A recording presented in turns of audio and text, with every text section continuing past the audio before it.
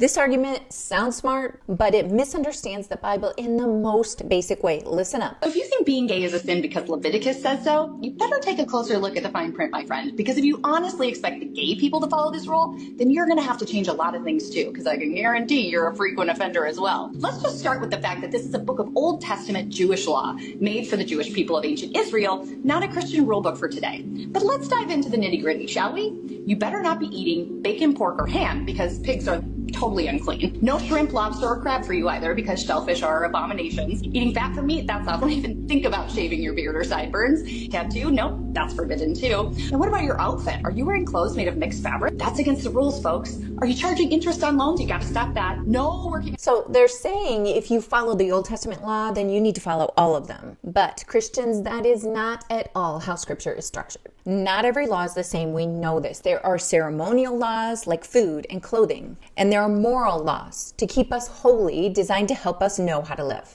Jesus came to fulfill the ceremonial laws. That's why you heard him start to teach against silly things that really didn't affect the way we behaved morally, being image bearers of God for our holiness, the thing that would keep us in the presence of God, close to God. That's why food, it doesn't keep you clean anymore. It doesn't matter, we have Jesus. Yes, we have Jesus. But moral truth, that didn't disappear, and don't let the enemy deceive you and confuse you and get you off course and get you falling for these lies. Comparing pork to sexual immorality or any of the sins that interfere with the direct design of our bodies that were created by God to be used for God in the kingdom, that doesn't work. One is symbolic and the other is about God's design for our human behavior. And when people say Jesus came and, he loved everyone unconditionally, yes, he did. And we better too. But loving someone doesn't mean that we're redefining sin.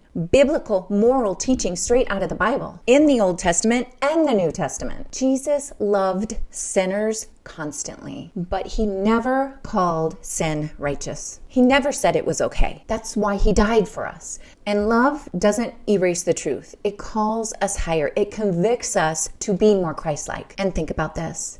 Jesus died for our sin, not so we can sin.